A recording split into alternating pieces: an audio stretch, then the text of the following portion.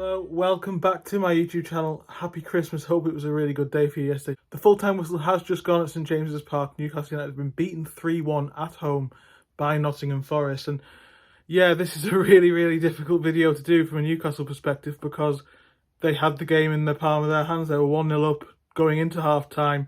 Nottingham Forest were threatening on the counter-attack. They were okay. Newcastle were more or less in control. The game was kind of open, but it wasn't too alarming. Newcastle were not creating too much. They were in sort of third gear, in control of the game. Typical, as you would imagine, from a team at home that's won their last 7 at home and had nobody other than Aston Villa has won more points at home than Newcastle. So you'd imagine that they would be in that sort of position. Nottingham Forest were threatening a little bit, but they weren't really going anywhere.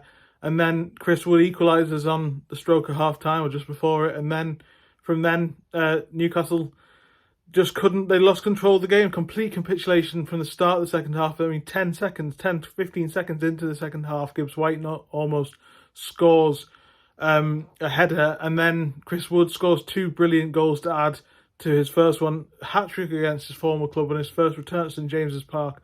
And he's made a huge impact in this game. But I think really for me, the one player you got to pick out was Gibbs-White, because he was a little bit threatening, as I said, in the first half. Newcastle were thereabout. Second half, he stayed in the position between central midfield and centre-back for Newcastle, that sort of in between those lines, and just absolutely killed Newcastle on the counter-attack every single time. And we've seen that quite a few times this season. We saw it constantly against Luton, saw it with Rafael Leao in the Champions League against AC Milan at the San Siro all that time ago.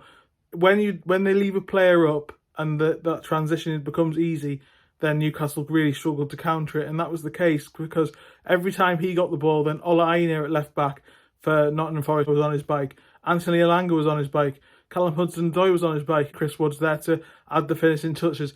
Really poor performance in Newcastle. No answer again. Yes, there's mitigating circumstances, as has to be talked about with every game at the moment. The fixtures, the tiredness, all of that. But at the end of the day, tiredness is affecting every team at this point in the season. This is the hectic point. I guess that Newcastle are coming into that worse off than most teams, but today it was about not answering the question that Forest posed in the second half. Today it was about Nuno Espirito Santo, and I must apologise to him because in the preview video to this, I sort of made the point that I thought Newcastle would face a similar team to the Nottingham Forest team that Steve Cooper had. And I didn't really think that Nuno's position on the bench would make all that much difference tactically or to the result. But ultimately, that was the crucial thing. I think that he made the decision at half-time to change it and deal with Newcastle's pressing in midfield a little bit better, keep Gibbs-White in that position, find him more, unleash him more, and then everything then unlocked from an attacking perspective for Forest, and Newcastle didn't have an answer to it. Yes, there was a little bit more fight from Newcastle after the second goal when Wilson and Livramento came off for Dan Burn and Miguel Almiron, but there wasn't enough. And actually, Forest continued to threaten on the counter-attack. Anthony Elanga really should have made it 4-1, and there were a few other opportunities as well. And when every time Newcastle went forward, they just did with the lack of conviction that has sort of punctured them away from home recently. What I noticed in the first half as a sort of theme, and then it became a real problem in the second half, was that whenever the ball came loose in the midfield, Newcastle at home usually win that straight away, and they usually put the pressure back on, and they usually press high and make sure and pin teams into their box and don't let them out. That wasn't happening. The ball was coming free. Murillo was running through, Gibbs-White was running through, as I've mentioned. It was just constantly happening, and Longstaff, Miley, who I thought was brilliant again, and Bruno, there was not enough cancelling out of that. It's been a hot topic all season that Newcastle didn't go and get a number 6, because last season, for a different reason, I think to unlock Bruno, they needed a number 6, whereas now it sort of feels from a defensive perspective, they are being targeted in that area and beaten in that area, and that's becoming a theme, becoming a point where teams now can look at Newcastle and a point of weakness where they can exploit. And this is quite a damning performance from a team at St James's Park, because it means, and this is a team that's won once away from home all season against Nottingham Forest. Newcastle, as I say, have won their last 7 at St James's. Nobody saw this coming, but it was a blueprint of how you play against Newcastle at St James's Park.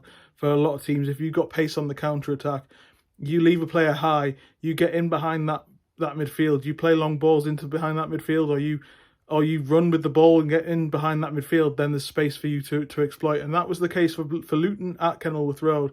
It's not really been the case at St James's Park, and that's why I do think it's particularly worrying. Newcastle go into January linked with Calvin Phillips, linked with that being the possible player, but you know, he's been linked with Juventus. I'll cover this, as I said, this week. I'm going to my parents' house tomorrow, and I'm going to do a big video on one of the days with my thoughts on January and my thoughts on where Newcastle are. So do leave some comments below, as I've mentioned, or tweet me at Harry De Cosmo with any questions, and I'll get them answered for you. But I just think that this is another damning game where these issues have crept in and they've become more and more problematic. And you know, Newcastle haven't been dominating teams. They've been managing games against smaller teams at St James's Park this season, like Brentford, like Fulham 10 days ago. But now this felt like the away. It was an away performance. All the problems that have been quite obvious away from home coming to roost at St James's, and that was because Forest did exploit what Newcastle's weaknesses were. That's what other teams haven't done. Newcastle have been quite passive in the first half of games at St James's Park, and then gone and killed teams in the second. That's exactly what Forest did. You know, they noticed that space was in between the midfield and defence, and absolutely killed it. Morgan Gibbs-White was, for me, the man of the match, the player on the pitch that unlocked Chris Wood, and Chris Wood obviously get all the headlines because of his hat-trick and on his return to St James's. That's the narrative, the storyline, but he was unlocked by Gibbs-White, and so was Hudson-Odoi, so was Elanga, so was Olaina. So this is a terrible, terrible day for Newcastle. There were moments that were crucial that Newcastle let slip. I mean, Almiron should shoot when he passed before the counter-attack for Wood's equaliser in the first half, but Newcastle just let this game slip. Their intensity wasn't there, and again, yes, it's a mitigating factor about tiredness, but also that just can't fly, because if you haven't adjusted to it, and Newcastle have managed to deal with that sort of thing in previous home games, they couldn't answer a simple tactical alteration from Forest, and that is a really, really concerning thing, which has exposed a deep-lying issue in this midfield, in this Newcastle side, which other games obviously haven't at St James's, which is that midfield, that need for a number 6 in midfield.